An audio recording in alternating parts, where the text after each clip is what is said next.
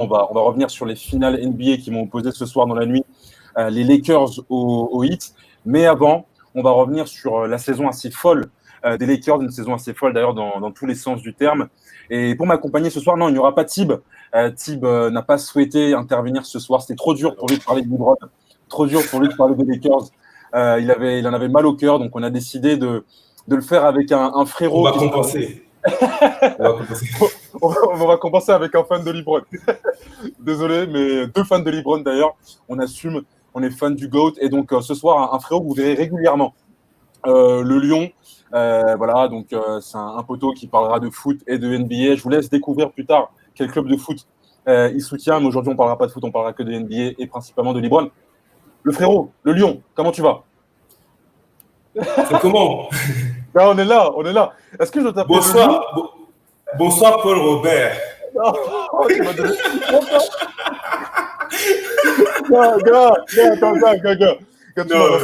Gars, le prénom, c'est entre toi et moi. Les gars, non, c'est diminutif, c'est pas... Non, c'est pas l'état civil, les gars. C'est pas l'état civil, il n'y a rien. Poto, est-ce que je dois t'appeler le lion ou le vieux lion, d'après les révélations que j'ai eues hier? Non, le lion pour l'instant, le vieux lion, ce sera pour... Ok. Et félicitations pour mon petit gazon, pour la victoire assez inattendue que tu as eue. Inattendue? Moi-même, je n'y attendais même pas. J'ai reçu la notification, j'ai dit, mais comment c'est possible? Je ne peux pas gagner. Avec Maxime Pounjé en défense? Non, c'est pas possible. Pounjé, côté droit. Tu as mis un remplaçant du Jourdain de Bordeaux, titulaire, côté droit, frère. Un gaucher. Non, moi-même, je me suis étonné. En fait, c'était pas moi qui contrôlais en fait, au niveau de la sélection. D'accord, ok. En tout cas, on espère que tu continueras sur cette série, sauf contre moi, bien évidemment, je l'espère. On diffusera, on mettra sur les réseaux. De toute façon, régulièrement, vous aurez effectivement les dernières actualités de notre petit groupe, mon petit gazon, sachant que le Lyon joue aussi joue la première ligue, je crois. Une ligue, ouais, je joue en première ligue aussi, ouais, c'est ça. Ok, super. Poto, on va parler des Lakers. On va faire un recap un peu de cette saison qui a été folle dans tous les sens du terme. Clairement, du drama au diapason, parce que l'année dernière, la saison a été assez compliquée pour les Lakers. Souviens-toi, d'abord avec la blessure de LeBron James lors du Christmas Games contre les Warriors. Il a connu sa plus longue absence, clairement, de sa carrière. Il revient, c'est un retour prématuré. Il n'est pas à 100% pour son équipe. Il ne permet pas à son équipe de se qualifier pour les playoffs. Et on voit qu'il y a même quelques limites sur le plan défensif. Il y a aussi un vestiaire qui n'est pas forcément à 100% soudé, parce qu'il y a aussi la question d'Anthony Davis, de ce trade qui a été avorté, de la volonté de LeBron de faire venir l'ailier fort des Pelicans, coûte que coûte, quitte à sacrifier ses coéquipiers, Ingram, Lonzo, Josh Hart. Il y a aussi une direction qui n'est pas forcément au point. Il y a des tensions entre Rob Pelinka et Magic Johnson. Magic Johnson, d'ailleurs, qui annoncera son départ en conférence de presse que verra en direct Ginny Buss, qui n'aura pas été prévenu à l'avance. Ginny Buss, c'est la propriétaire. Il y a aussi le coach, Luke Walton, qui ne faisait pas forcément l'unanimité au sein du vestiaire comme au sein de la direction. Magic Johnson était contre, Pelinka était pour. Bref, c'était une année assez folle, assez compliquée. Et finalement, on a vu une saison cette année avec Anthony Davis, avec LeBron, avec le vestiaire, avec les coachs. Tous, de la tête aux pieds, ont marché au diapason. Ils ont tous parlé le même langage et ça s'est ressenti. Les Lakers, c'est le meilleur bilan de la conférence Ouest. 52 victoires, 19 défaites. Troisième bilan, de loin en plus. Troisième bilan de la Ligue. Aujourd'hui, je voudrais que tu me parles un peu notamment d'un homme qui, lui, clairement, a step up. C'est le premier d'entre eux, c'est LeBron James. C'est l'ultimate leader. Je voudrais que tu reviennes un peu sur sa saison qui a été clairement au rendez-vous et au niveau. Ah non, mais il fait une saison de MVP, tout simplement. Là, pour le coup, malgré les 36 balais, les 17 saisons consécutives, le gars, il est toujours à 25 points de moyenne, 10,5 passes environ, c'est un truc comme ça. Donc, meilleur passeur de la Ligue pour la première fois de sa carrière. Toujours là au rebond. Il est très, très présent défensivement. Ça, c'est un des gros changements par rapport à l'année dernière. Et depuis même 2 saisons, ça fait 2-3 bonnes saisons qu'il avait déjà relâché un peu la pression au niveau défensif. Et là, rien que défensivement, déjà, il a donné l'exemple. Il a donné le ton. Alors après, certes, l'apport d'un Anthony Davis, qui lui-même est un extraordinaire défenseur, ça l'a aussi joué. Il avait parlé de défis au début de saison. Il avait dit comme quoi Eddie m'aiderait, justement, me pousserait à redevenir le défenseur que j'étais. Donc déjà, défensivement parlant, LeBron, il fait une énorme saison. Et puis après, au niveau des chiffres, au niveau de la diffusion autour de lui, Et voilà, quand tu as un leader pareil qui se met au diapason, qui se donne sur le terrain, ben, les role-players ne peuvent que suivre. Donc, non, LeBron, il fait une saison d'MVP. Après, Giannis, cette année, il a fait une saison tellement stratosphérique que c'est pas immérité, mais LeBron fait une extraordinaire saison. Il n'y a rien à dire à ce niveau-là. Toi qui travailles dans tout ce qui est préparation physique, quand tu vois un joueur comme ça, qui a 36 ans, parce que c'est pas tellement le fait d'avoir 36 ans que d'avoir 17 saisons derrière, que d'avoir quasiment 4 finales d'affilée, d'avoir 10 finales sur 17 saisons. C'est surtout la répétition des efforts, c'est des saisons très très longues, c'est ne pas oublier également les championnats du monde, les JO qu'il a remportés à plusieurs reprises. C'est un joueur qui est hyper sollicité, que ce soit sur et en dehors des terrains. Et qu'est-ce que ça t'évoque chez toi de voir un joueur aussi finalement constant sur la durée, quel que soit d'ailleurs le sport, hein, parce qu'ils sont rares, les joueurs, les sportifs comme lui, à avoir été aussi forts sur une durée assez longue, à part peut-être Tom Brady en NFL et Cristiano Ronaldo dans le football, voire Roger Federer, on n'a pas grand monde à ce niveau-là. Ah, mais ça force le respect. Ça force le respect, parce que le gars, il aurait pu se dire, voilà, j'ai atteint mon objectif, j'ai eu une bague, j'ai ramené la bague à Cleveland. Il aurait pu se dire, voilà, je vais jouer tranquillement. Non, le gars, il veut toujours être le meilleur. Il est toujours à la recherche du GOAT, ou pas. Ouais, c'est ça. Il a que ça en tête, en fait. Donc, du coup, lui, il est sans arrêt. Il fait les efforts au quotidien. Et ça force le respect. Ça force le respect à son âge, après tant d'années. Le gars, il a toujours cette rigueur, toujours cette volonté d'être le meilleur, toujours cette volonté de se donner, de donner aussi à ses coéquipiers. Non, il n'y a rien à dire. Et encore une fois, quand tu as un mec comme ça autour de toi, un tel leader qui se donne autant, tu ne peux que suivre.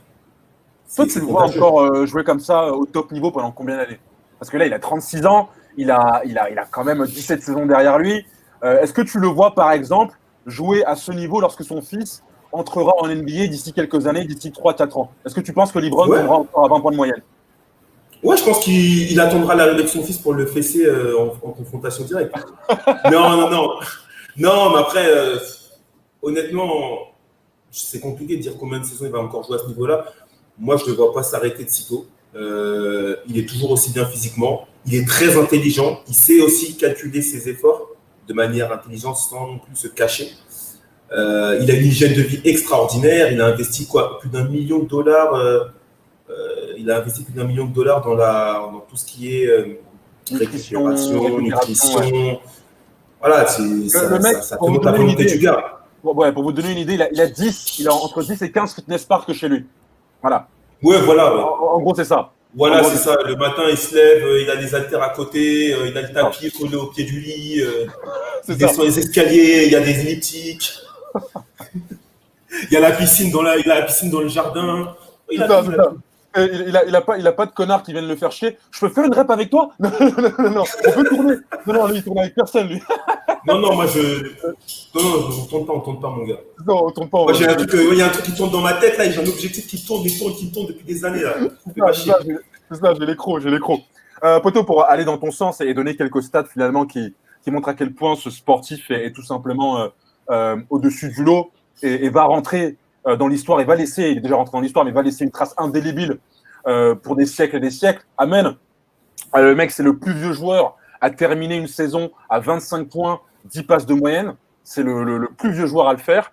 Et c'est surtout le deuxième joueur le plus vieux à avoir le titre de meilleur passeur, derrière effectivement Steve Nash qui avait 37 ans à l'époque. C'est aussi l'un des seuls joueurs à avoir eu dans sa carrière le titre de meilleur scoreur et de meilleur passeur de la Ligue. Et dans ce sens, il rejoint notamment Russell Westbrook et James Harden qui l'ont fait plus récemment. Très récemment, pardon. Donc, c'est ça. Tu évoquais tout à l'heure l'impact qu'il a eu défensivement, notamment en lien avec l'arrivée d'Anthony Davis. Mais là aussi, où je trouve qu'il est cet ultimate leader, ce leader ultime, c'est qu'il a su se mettre en retrait. Il a su permettre à Anthony Davis d'être lui. Il n'a pas fait le crevard, LeBron. Il n'a pas dit à Anthony Davis, non, on partage la balle. Non, il a dit, sois comme tu l'étais, aux Pelicans. Fais ton chiffre, du 26,12 rebonds. Et c'est ce qu'Anthony Davis a fait. Et LeBron est devenu le meilleur scoreur, le meilleur passeur de cette équipe. Que penses-tu de cette prise de recul de LeBron ça montre aussi son IQ. Ça fait partie de son intelligence. À un moment donné, il faut qu'il se rende à l'évidence qu'il a un phénomène qui arrive auprès de lui. Si tu ne le mets pas dans les meilleures conditions pour qu'il puisse briller, ça ne marchera pas. Il a dit dès le départ. Il voulait lui donner le numéro 23, etc. Il a dit, je ferai tout pour que AD soit dans les meilleures conditions. Et si AD est dans les meilleures conditions, je pourrai gagner le titre. Et son objectif, c'est de gagner le titre. Donc à partir de ce moment-là, ça fait partie de son intelligence. Il n'est pas là, il n'a pas fait comme, tu vois, je ne vais pas donner de nom. Comme Russell Westbrook avec peut-être Paul George ou Melo. Exactement. Harden. Quand il avait Dwight Howard, il n'a pas su jouer avec lui. Il n'a pas su jouer avec lui. Ben oui, tu t'adaptes pas aux qualités du gars du phénomène, parce qu'on ne parle pas de. On ne parle pas de Mers Léonard. Oh, merde, j'ai parlé de la finale photo. Non, on ne parle pas de.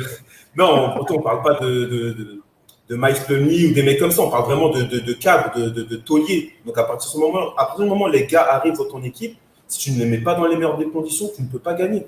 Et LeBron, ça, il a capté très vite. Donc, ça montre son intelligence avant tout. Et au final, quand tu regardes la connexion qu'ils ont avec AD, c'est aussi dû au fait que LeBron l'a accueilli, il l'a mis dans les meilleures dispositions pour briller.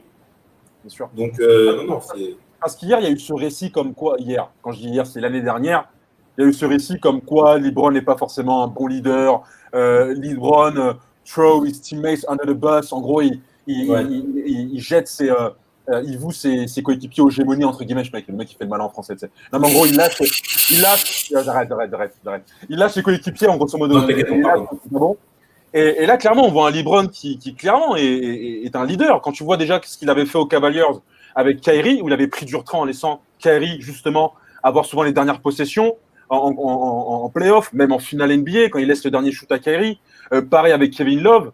LeBron est l'un de ces rares joueurs, notamment avec Steph Curry, qui avait aussi fait la même chose avec Kevin Durant, à prendre justement du recul, à être en retrait et laisser d'autres coéquipiers justement s'élever et prendre la lumière.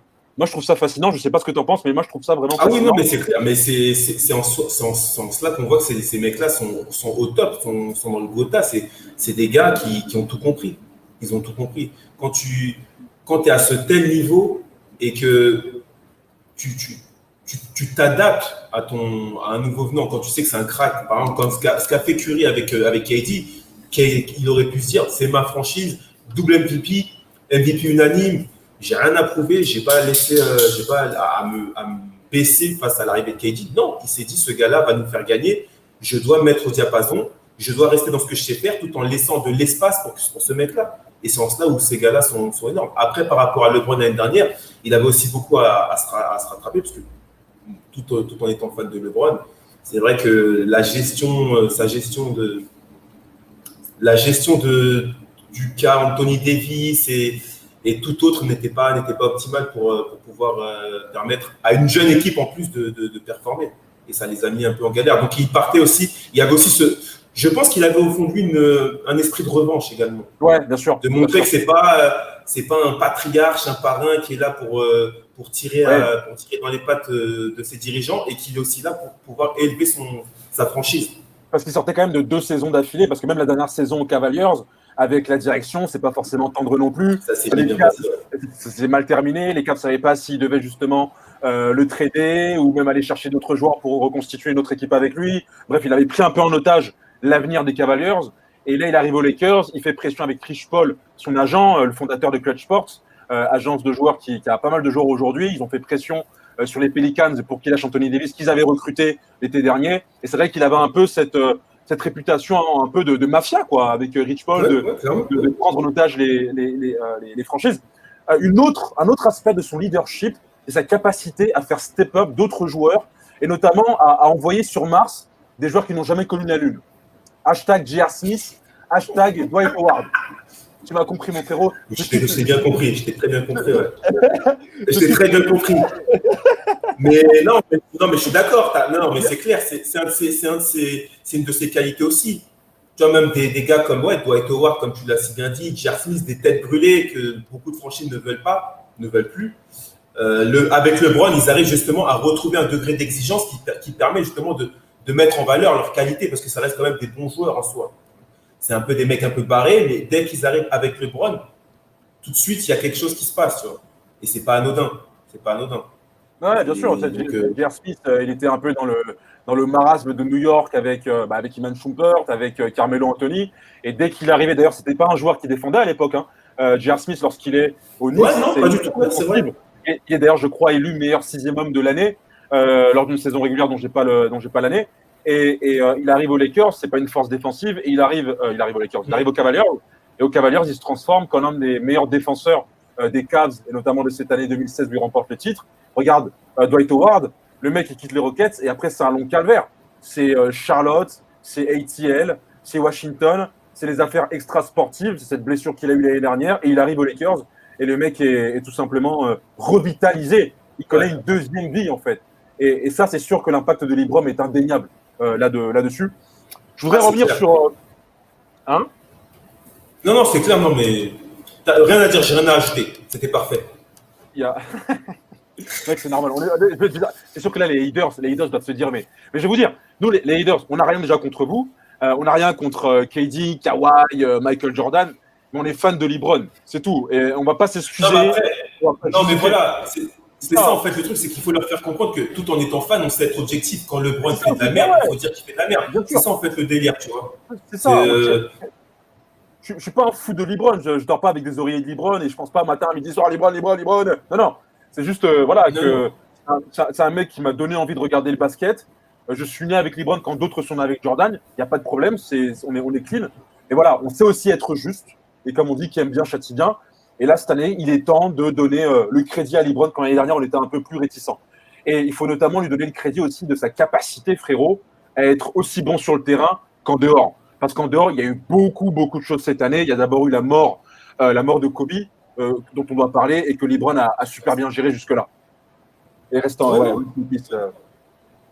Non, mais je suis d'accord. Non, mais je suis totalement d'accord avec toi. C'est pour ça qu'on dit que c'est important de rétablir certaines vérités. Et, c'est pour ça que tu l'as fait, j'en profite aussi pour le dire. Non, justement, Lyon, pour avoir tes réactions, LeBron, que ce soit sur et en dehors des terrains, mais surtout en dehors des terrains, cette année, il a quand même été aussi un gros leader. Il a su assumer justement le flambeau qui lui avait été transmis par Kobe.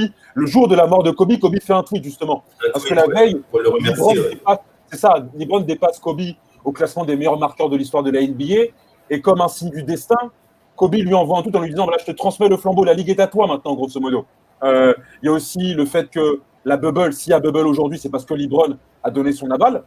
Et quand tu vois aussi ce qu'il fait par rapport aux violences policières, par rapport au climat dégradé qu'il y a par rapport aux violences raciales aux États-Unis, quand tu vois son initiative More Than a Vote, tu vois que LeBron, il est sur tous les tableaux. Il est sur tous les tableaux. Ah oui, c'est au-delà de l'icône, c'est au-delà du basketteur, ça reste, c'est presque un porte-parole. Il représente quelque chose aux États-Unis. La voix de LeBron compte. Il a pas, que ce soit politiquement parlant, que ce soit de manière sociétale, il compte vraiment dans l'univers médiatique américain. Ça, c'est indéniable. Et ça joue aussi. Alors après, c'est vrai que par moment, notamment l'année dernière, il s'est un peu dispersé. Donc ça n'a pas aidé. Mais cette année, il a su le faire de manière assez sobre. Même pareil, par exemple, par rapport aux commémorations de Kobe, on ne l'a pas trop vu. Il a essayé de se mettre un peu en retrait, de vivre aussi son deuil, tout en restant focus sur son objectif premier. Donc, il a su faire la bonne balance entre être présent médiatiquement, être présent hors du terrain, et aussi être présent sur le terrain. Donc, ce juste équilibre aussi, ça ajoute justement à la réussite aussi des Lakers. Contrairement à l'année dernière où justement c'était un peu